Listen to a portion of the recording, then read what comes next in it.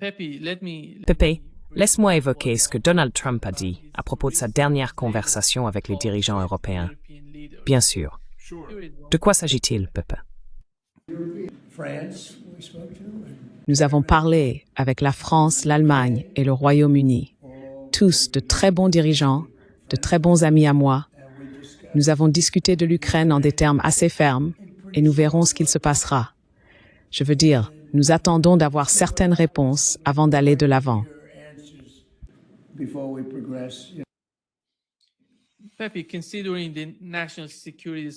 Pepe, compte tenu de la stratégie de sécurité nationale des États-Unis, où la question de l'Ukraine n'est plus une priorité, comment voyez-vous ce type de confrontation entre les États-Unis et les Européens à propos de l'Ukraine?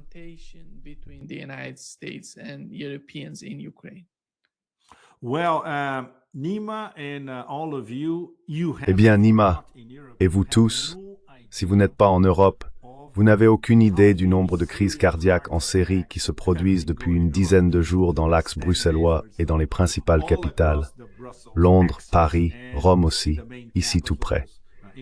Et bien sûr, à cause de la doctrine, appelons-la la doctrine Trump, même si, et j'ai déjà soulevé cette question dans ma chronique qui paraîtra probablement plus tard après notre entretien sur Sputnik International à Moscou. J'ai soulevé la question et nous en avons discuté parce que j'avais été trop explicite. Ils m'ont dit, écoute, tu ne peux pas dire ça parce qu'ils vont s'en prendre à nous et pas qu'un peu. En gros, je disais que Trump n'était pas capable d'écrire cette doctrine. Et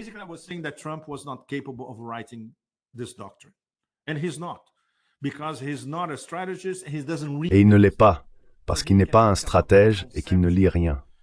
Il n'aurait donc jamais pu concevoir un document conceptuel comme la stratégie de sécurité nationale. Alors, qui l'a écrit?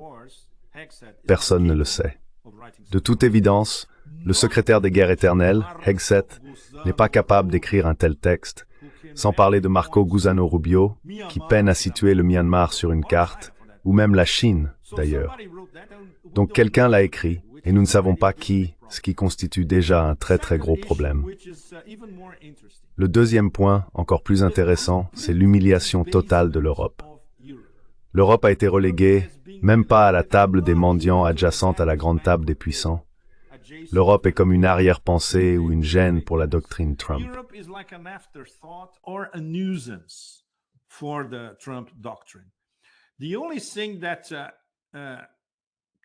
La seule chose que Trump et son entourage attendent de l'Europe, c'est augmenter votre budget de défense à 5% de votre budget global, acheter toutes nos armes et payer avec vos euros, et en gros, taisez-vous.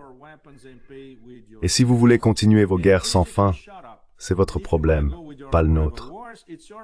Je fais une analyse concise des points principaux et des changements de stratégie, en théorie. Nous ne savons pas s'ils vont y parvenir. C'est ce qu'ils disent vouloir faire. Et n'oubliez pas, l'Empire du Chaos est un spécialiste dans l'art de construire et de modifier les récits. Nous ne savons donc pas si ce nouveau récit, déguisé en doctrine de sécurité nationale, sera réellement appliqué. S'il l'est, alors attendez-vous à de grands, très grands changements. Et sur ce point, il n'y a absolument aucun doute.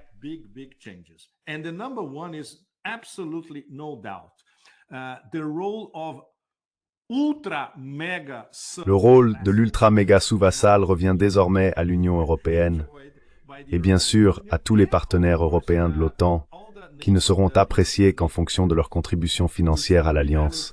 Et c'est à peu près tout. L'autre point très très important est bien sûr ce que j'appellerais la normalisation théorique entre Washington et Moscou. Nous ne le savons pas encore. C'est ce qu'ils disent vouloir faire. Ils ne parlent pas en détail d'une normalisation en termes de sphère d'influence ou de la conclusion d'un pacte d'indivisibilité de la sécurité entre Washington et Moscou, ce que les Russes tentaient de faire valoir auprès des précédentes administrations américaines en décembre 2021.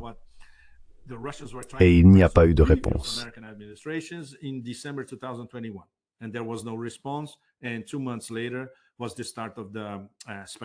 Et 2 mois plus tard, commençait l'opération militaire spéciale. Ainsi, théoriquement, la normalisation des relations entre les États-Unis et la Russie signifie la possibilité d'importants investissements de l'oligarchie américaine. En réalité, dans des affaires avec l'oligarchie russe. Et c'est très important, car les deux oligarchies veulent à nouveau faire des affaires ensemble. C'est un moteur essentiel derrière Trump, ou derrière celui qui a rédigé la doctrine stratégique.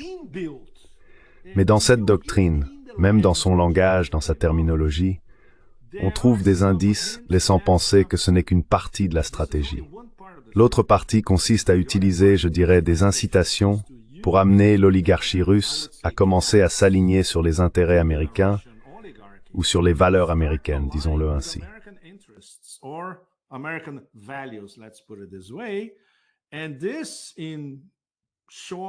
À court, moyen ou long terme, cela provoquerait une scission parmi les oligarchies russes et irait à l'encontre du Kremlin.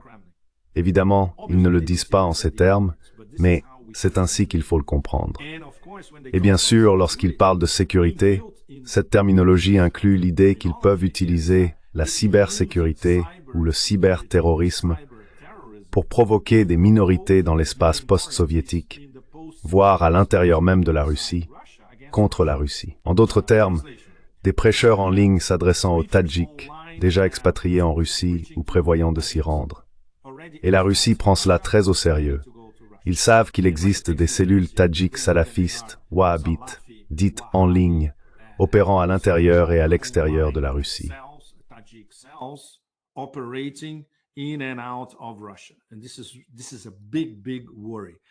Et c'est une très très grande source d'inquiétude.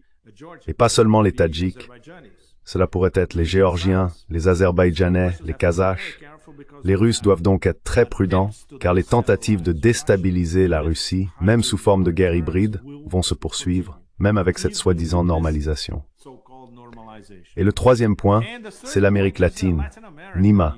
Et là, waouh, la situation est dramatique pour ce que les Américains appellent l'hémisphère occidental, ce qui en termes concrets signifie l'Amérique latine. Ils veulent récupérer leur arrière-cour. L'enjeu ne concerne pas seulement le Venezuela. C'est le Venezuela, c'est la Colombie. La Colombie a été menacée par Trump il y a quelques heures. C'est le Venezuela, c'est la Colombie, c'est le Mexique.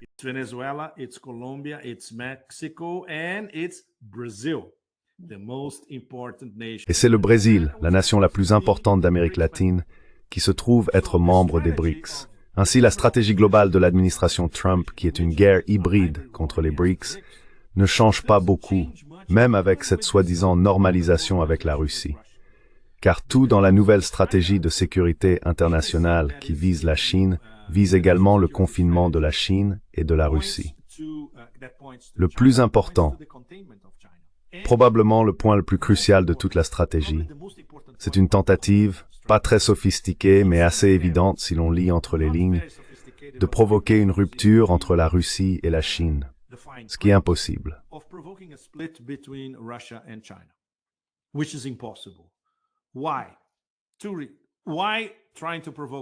Pourquoi? Pourquoi essayer de provoquer la scission? Premièrement, parce que Trump, disons instinctivement, puisqu'il n'est pas un stratège, qu'il ne lit pas et qu'il ne peut pas penser en termes conceptuels, son instinct a peut-être voulu lui faire comprendre qu'il ne peut pas mener une guerre simultanément sur deux fronts contre le partenariat stratégique Russie-Chine.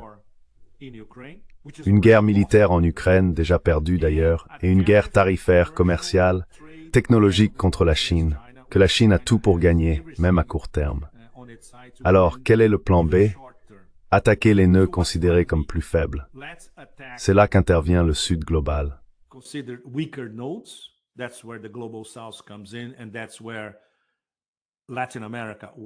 Et c'est là que l'Amérique latine, l'hémisphère occidental, la doctrine Monroe 2.0 entre en jeu. Sécuriser notre arrière-cour, soutirer beaucoup d'argent aux vassaux européens et subordonner la sécurité en Asie occidentale, l'ancien Moyen-Orient, à ce couple toxique, Israël et les pétromonarchies du Golfe. Ainsi, dans le cas d'Israël, cela signifierait faire appliquer les accords d'Abraham. Et dans le cas des pétromonarchies du Golfe, elles feraient appliquer la lutte contre le terrorisme en Asie occidentale. L'idée de confier à l'Égypte, à la Jordanie et aux pétromonarchies du Golfe, ou à Doha et Abu Dhabi, la mission de faire respecter la lutte antiterroriste est une plaisanterie en soi. Mais bon, c'est ça la géopolitique aujourd'hui, n'est-ce pas? Voilà donc les points principaux.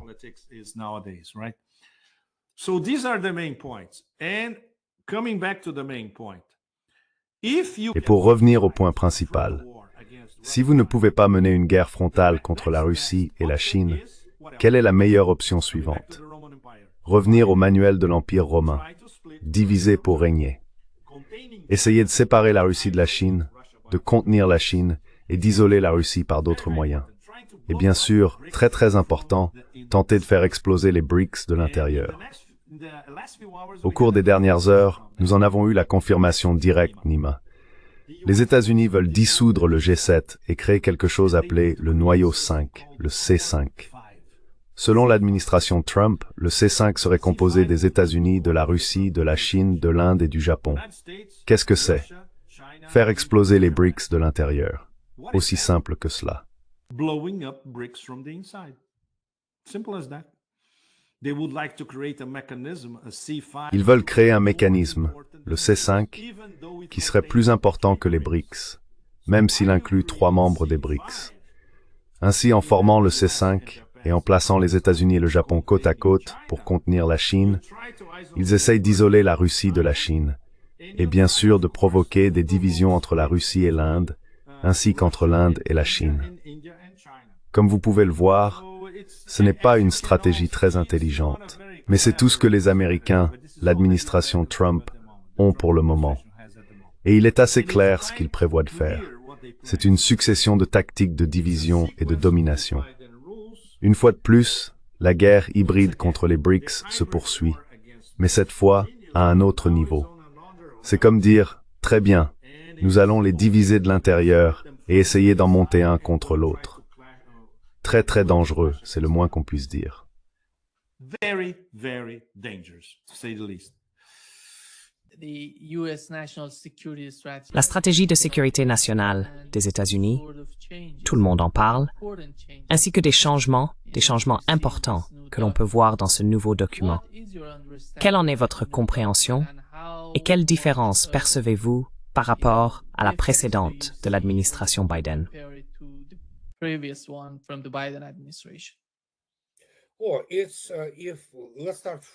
Commençons par la fin. Comparé à l'administration Biden, c'est une démarche révolutionnaire. Elle est révolutionnaire non seulement par rapport à celle de Biden, mais aussi par rapport à toute stratégie de sécurité nationale élaborée depuis la Seconde Guerre mondiale. Évidemment, il faut attendre de voir jusqu'où cela ira concrètement. Mais l'importance principale de ce document ne réside pas dans ce qu'il cherche à accomplir sur le plan pratique. Nous savons que la plupart de ces propositions ne verront probablement jamais le jour, mais dans le fait qu'il montre qu'il existe au sein de l'administration Trump une faction forte qui comprend la situation.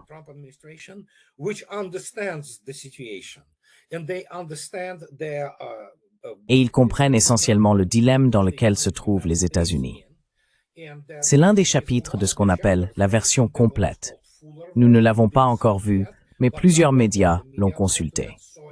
La stratégie nationale de sécurité complète et détaillée affirme que l'hégémonie n'est pas réalisable. Elle ne l'a jamais été. C'est ce que je dis depuis presque 20 ans. Tout cela n'est qu'illusion. Cela a été inventé par les néoconservateurs. Donc le fait que cela soit maintenant rejeté, incroyable. Même le fait que ces mots soient sortis de la Maison-Blanche est révolutionnaire, car cela ramène essentiellement les États-Unis à leur véritable position.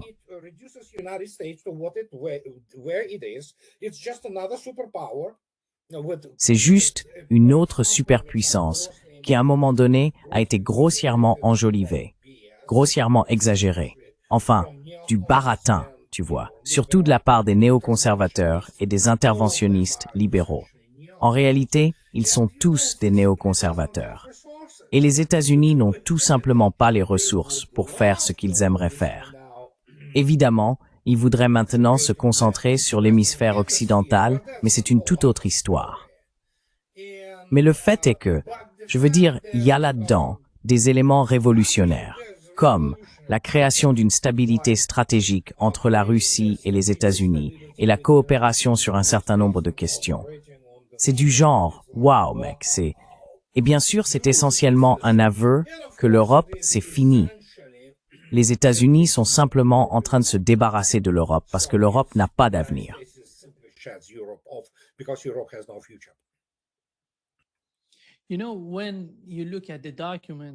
Tu sais, quand on regarde le document, on a l'impression qu'ils acceptent d'une certaine manière la réalité de la guerre en Ukraine et ce qui s'y passe. D'un autre côté, Andrei, quand ils désignent la Chine comme leur ennemi, ça va pas aussi loin, tu vois? Pourquoi, à ton avis? Tu penses qu'ils essayent d'une certaine façon de séparer la Russie de la Chine? Ah oui.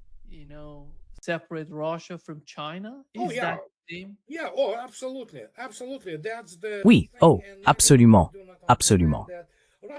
C'est ça, et beaucoup de gens ne le comprennent pas. Les Russes voient ça très facilement, tu sais. Donc oui, ce sont toutes des tentatives de, tu vois, en quelque sorte, surtout aujourd'hui avec cet extrait de Tucker Carlson qu'il a enregistré dans la vidéo. Oui, ce qui est vrai d'ailleurs, c'est que les États-Unis et la Russie sont, ou devraient être, les amis les plus proches et des alliés naturels. Oui, en fait, la Russie et les États-Unis étaient censés être les alliés les plus proches. Mais bon, cette époque est révolue. C'est un peu comme une réflexion après coup. Oh mon Dieu, qu'avons-nous fait? Mais oui, tout cela s'inscrit dans la même logique, pour ainsi dire, de la politique ou de la stratégie anti-chinoise, si tu veux, aux États-Unis. Et il y a toutes sortes de facteurs qui influencent cela, y compris le fait que si ces gens comprennent ce qui s'est passé en Europe, ils comprennent que la Chine économiquement a tout simplement gagné. Point final.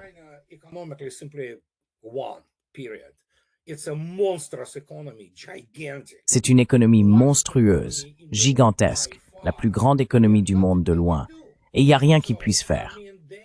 Donc je veux dire, ils ont perdu du temps. Souvenez-vous, Vladimir Poutine demandait « Hey, laissez-nous rejoindre l'OTAN ». Ainsi, les Russes ont demandé au début de l'OTAN « Laissez-nous entrer ». Mais la stratégie, c'est comme la gravité. Ce n'est pas une chose agréable quand on ne sait pas faire de stratégie, ni comprendre ce à quoi on a affaire. Ils ne l'ont donc pas comprise. Et en termes historiques, ils se sont tellement trompés dans leurs calculs que oui, l'Europe et la civilisation européenne sont à peu près finies. C'est une structure subordonnée, vassale, appelez-la comme vous voulez. L'Union européenne va se désintégrer. Elle est de facto déjà en train de se désintégrer. Et ce n'est que le début des processus qui ont condamné la civilisation occidentale en tant qu'hégémonie depuis les 500 dernières années.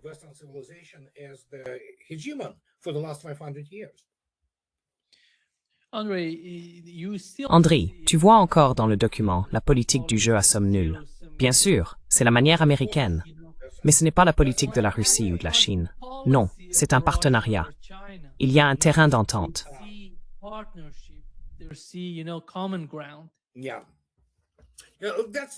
Oui, c'est la manière américaine.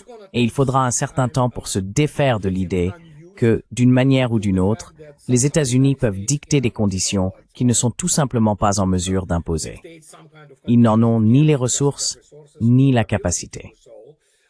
Encore une fois, les États-Unis demeurent une superpuissance pour plusieurs raisons. Évidemment, l'ampleur de leur économie. C'est une grande économie, la deuxième au monde, certes, bien qu'en déclin dramatique et catastrophiquement désindustrialisée. Mais elle produit encore. Elle dispose d'une population importante. Les États-Unis ont beaucoup de ressources. Donc peu importe comment les États-Unis et le Canada, bien sûr, ce qui est une toute autre histoire, gèrent cela, ils restent une puissance nucléaire. Une grande, la deuxième puissance nucléaire au monde.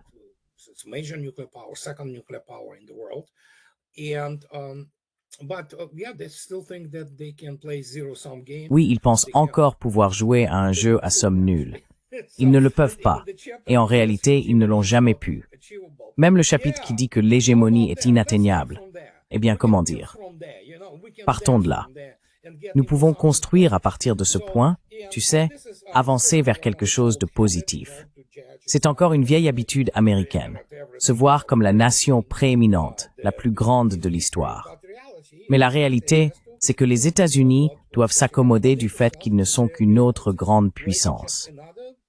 Il faut vivre avec cela et essayer de ne pas jouer à un jeu à somme nulle, mais plutôt de se tailler une niche, ce qu'ils peuvent évidemment faire, et cette niche leur sera accordée. Et après cela, nous devrions être dans une situation bien plus stable.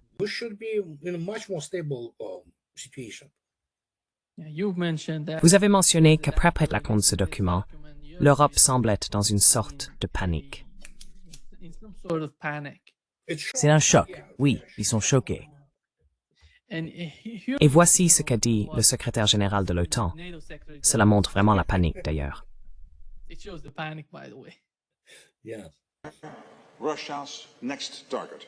Oui, la prochaine cible de la Russie. Et nous sommes déjà en danger. Lorsque je suis devenu secrétaire général de l'OTAN l'année dernière, j'ai averti que ce qui se passe en Ukraine pourrait aussi arriver à des pays alliés. Je crains que trop de gens ne soient tranquillement complaisants, que trop ne ressentent pas l'urgence et que trop croient que le temps joue en notre faveur. Ce n'est pas le cas.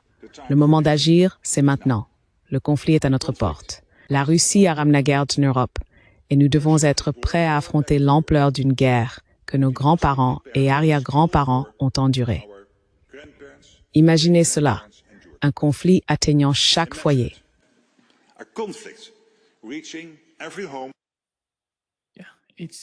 C'est d'une certaine façon, c'est un idiot. Le désespoir est juste, ouais. C'est un idiot. La plupart des dirigeants politiques et militaires de l'OTAN sont des imbéciles. Donc oui, il faut regarder les choses en face, c'est de la panique. Et ces slogans sont au mieux risibles, parce que si on y regarde de plus près, eh bien, par exemple, la France est en train de devenir un pays du tiers-monde. L'Allemagne aussi. Ils ne comprennent tout simplement pas. Le Royaume-Uni n'est même plus dans la course. Ils conservent encore un peu d'expertise technologique, parce qu'ils étaient autrefois l'une des grandes puissances aériennes. Ils avaient de vraies capacités, surtout dans l'aviation commerciale et militaire. Mais tout cela a disparu. Ils en gardent encore un peu, si l'on regarde Rolls-Royce par exemple. Il en va de même pour la France. Mais à part ça, oui, regardez-les. Ils ont reçu le message, on n'a plus besoin de vous. Vous n'êtes qu'un repas. Point final.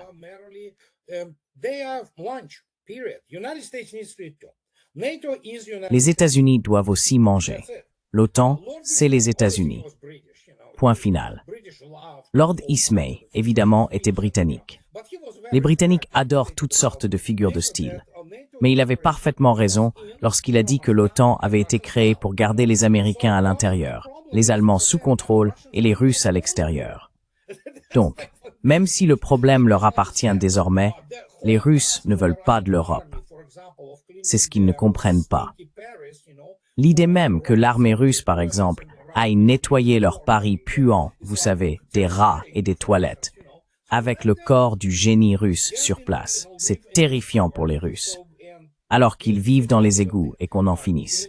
Militairement, ils sont insignifiants. C'est pathétique là-bas.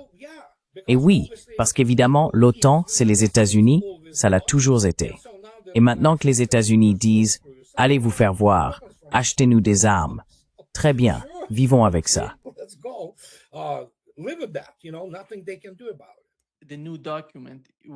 Ils ne peuvent rien y faire. Le nouveau document, qui est important à mon avis, marque un changement radical d'attitude dans la manière dont les États-Unis perçoivent l'ensemble de la situation liée au conflit en Ukraine. La nouvelle stratégie de sécurité nationale de Trump met en évidence quelque chose de totalement différent de ce que nous connaissons de la stratégie britannique. Les Britanniques parlent de nationalisme, mais ils continuent à suivre cette idée globaliste de ce qu'ils veulent faire avec l'Ukraine, en faisant d'elle la première priorité de l'Europe. D'un autre côté, on observe une nouvelle attitude dans le document américain, issu de l'administration Trump. Ils ne considèrent plus l'Ukraine comme une option viable à poursuivre et souhaitent modifier leur approche vis-à-vis de la Russie. Quelle est votre compréhension de ce nouveau document et en quoi diffère-t-il de la stratégie européenne?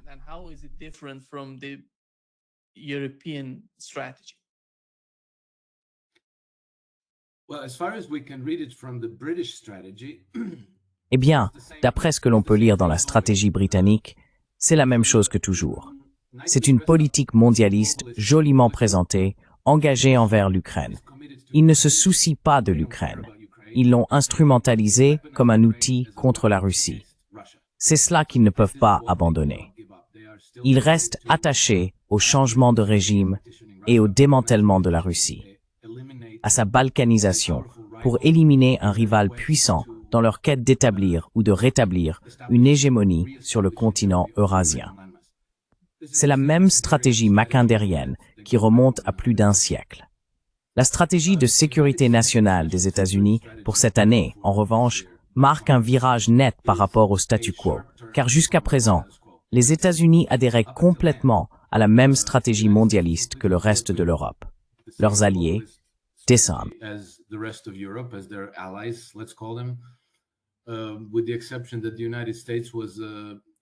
À l'exception du fait que les États-Unis supportaient la majeure partie du fardeau, en termes de finances, d'armement, de main-d'œuvre, bref, de chair à canon, tout reposait essentiellement sur les épaules américaines. Et je pense qu'il est naturel qu'à un certain moment, le peuple américain en ait assez. Donc vous savez, vers novembre dernier, les gens avaient le choix entre poursuivre les mêmes politiques avec Kamala Harris ou changer.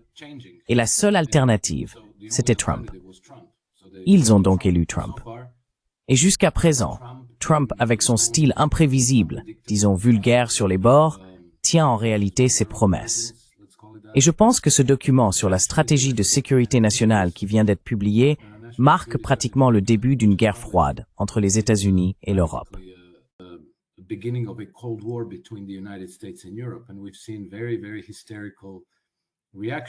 Et nous avons vu des réactions très hystériques de la part de l'Europe, parce que l'un des points soulevés est que nous ne pouvons pas continuer avec cette alliance de l'OTAN qui ne cesse de s'étendre. C'est un fait. Et pour les Européens, l'expansion de l'OTAN est pratiquement une obsession. Ils veulent toujours que l'Ukraine en fasse partie. S'ils y parviennent, ils voudront ensuite y intégrer la Géorgie, la Moldavie et le Kazakhstan. Quiconque peut être intégré à l'OTAN, l'organisation cherchera à l'y inclure. Alors les Américains ont dit « D'accord, c'est fini, nous ne sommes plus intéressés. Au revoir ». Et le document réaffirme également explicitement la doctrine Monroe. Donc je pense que ce que nous voyons actuellement au Venezuela, ainsi que la guerre des mots avec la Colombie, peut en faire partie.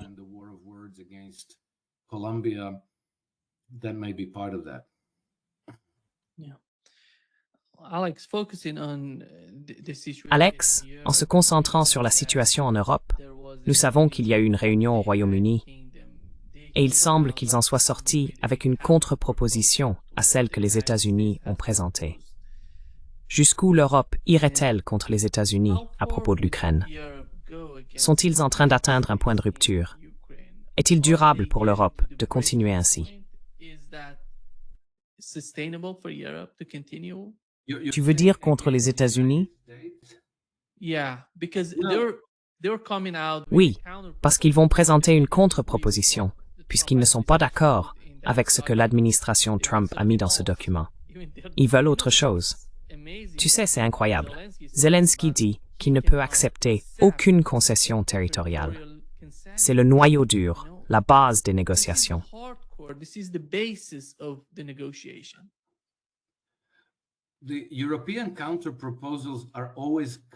Les contre-propositions européennes sont toujours calculées de manière à ce que la guerre continue. C'est leur priorité, la maintenir en cours. Ainsi, la contre-proposition consiste à refuser toute concession territoriale, tout en laissant à l'Ukraine le droit de rejoindre l'OTAN. Cela franchit déjà la ligne rouge de la Russie, ce qui garantit la poursuite de la guerre. Et l'Ukraine est en train de perdre la guerre. Elle est détruite dans le processus. Elle perd entre 1000 et 2000 soldats par jour. Ces gens font tout ce qu'ils peuvent pour poursuivre la destruction de l'Ukraine et la mort de tous ses soldats. C'est horrible, c'est inadmissible, et cela place les Européens en conflit direct avec les États-Unis. Maintenant, jusqu'où iront-ils dans ce conflit? I don't think they will go very far because they cannot. Je ne pense pas qu'ils iront très loin parce qu'ils ne le peuvent pas. Vous savez, nous avons déjà vu des avertissements venant d'Europe indiquant que si les États-Unis insistent sur ce plan, ils vont se débarrasser de 2,3 ou 2,4 billions de dollars en bons du Trésor américain. Et si vous déversez tous ces bons du Trésor sur le marché international, en peu de temps, leur prix s'effondrera. Cela ferait grimper les taux d'intérêt américains et avec eux, le coût du financement du gouvernement américain, qui est déjà énorme. Rien que le service de la dette, les intérêts seuls, s'élèvent à environ 1 billion de dollars par an. Cela représente plus de 3 000 dollars pour chaque homme, femme et enfant aux États-Unis.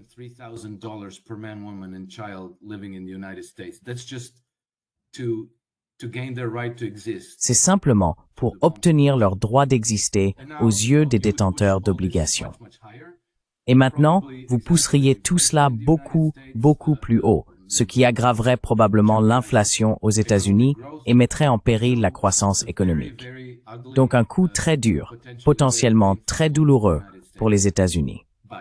Mais les Européens ont commis un certain nombre d'erreurs en exprimant ces menaces. D'abord, ils se sont montrés, non seulement au public américain, mais au monde entier, comme les principaux va-t-en-guerre. Car avant Trump, ils faisaient tout semblant. Oh, nous sommes irréprochables. Nous ne sommes que de loyaux alliés des États-Unis. Nous suivons leur direction et ce sont les Américains qui nous entraînent dans toutes ces folles aventures militaires à travers le monde.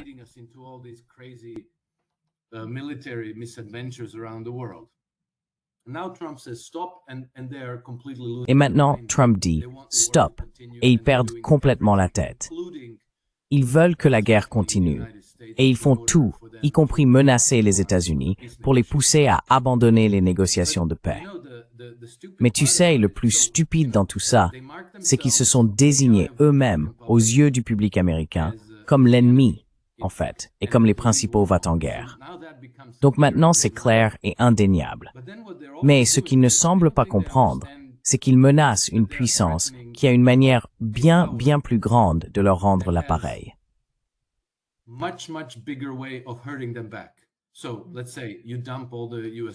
Alors, disons que vous vendez tous les bons du Trésor américain, que vous faites s'effondrer le prix des obligations du Trésor et que vous faites grimper les taux d'intérêt sur les marchés mondiaux, et ainsi de suite.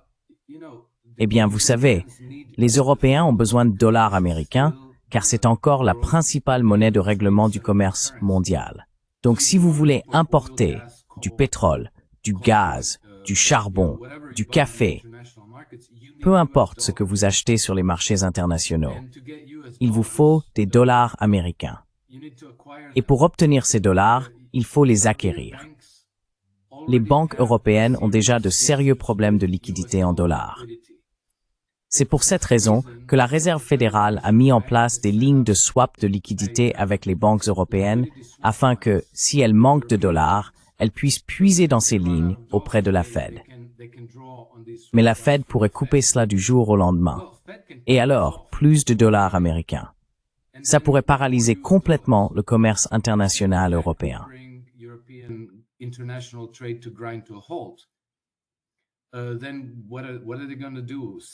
Alors, qu'est-ce qu'ils vont faire? Vendre en euros.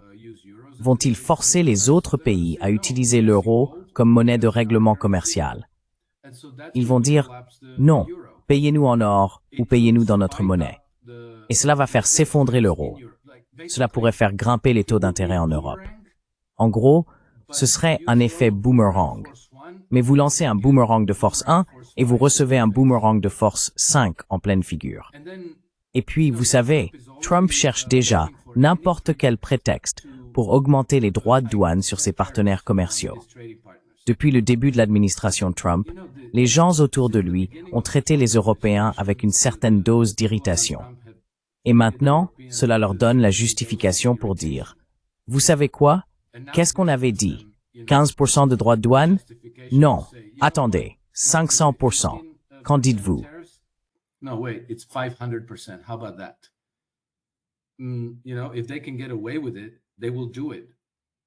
Tu sais, s'ils peuvent s'en tirer, ils le feront.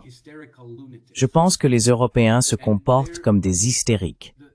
Le masque de la culture et de la civilisation est complètement tombé. Ils semblent incapables de se détacher de leur héritage colonial et pensent que tout le monde leur doit quelque chose.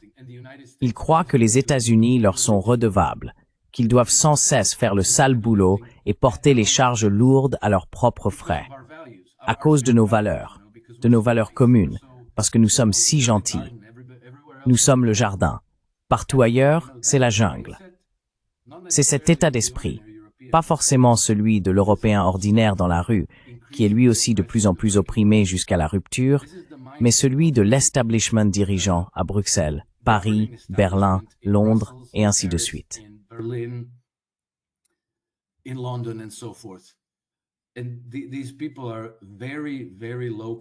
Et ces gens sont des politiciens d'un niveau vraiment, vraiment médiocre. Je dois raconter cette histoire, Nima, parce qu'elle est tout simplement incroyable. Quelqu'un a enfin mis en ligne sur YouTube une vidéo de 15 minutes des meilleurs moments de Kaja Kallas, ses différentes déclarations. Et ce n'est même pas 15 minutes de Kaja Kallas, c'est peut-être la moitié, puis le type commente. Donc en plus d'être incroyablement stupide, ce qu'on remarque, tu sais, on l'entend faire une déclaration de 30 secondes, 1 minute, 2 minutes, de temps en temps, n'est-ce pas? Mais quand on l'écoute pendant 15 minutes d'affilée, on se rend compte qu'elle parle constamment comme la petite princesse à papa. Son ton de voix, ses gestes, toute son attitude, tout est comme la petite princesse à papa. Elle parle toujours comme une petite fille. Donc non seulement elle est incroyablement stupide, mais elle est aussi horriblement agaçante.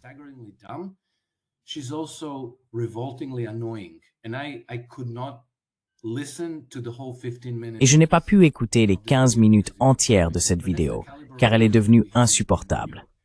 Mais voilà le niveau des dirigeants que nous avons en Europe. Et ce n'est pas un hasard. Non, ils ont été choisis pour être ignorants, stupides et imprudents. Autrefois, l'Europe avait des dirigeants qualifiés et compétents, mais ils ont été lentement écartés du système. Un exemple frappant fut celui d'un amiral allemand. Je crois qu'il s'appelait Kai Achim Schönbach. Lorsque la guerre a commencé en 2022, il se trouvait en Inde, à un événement international lié à la défense, une conférence. Et lors de cette conférence, il a déclaré « Eh bien, vous savez, cette crise entre la Russie et l'Ukraine, la solution la moins coûteuse consiste simplement à reconnaître les préoccupations de sécurité de la Russie, à les traiter avec respect et à trouver une solution sans faire la guerre. »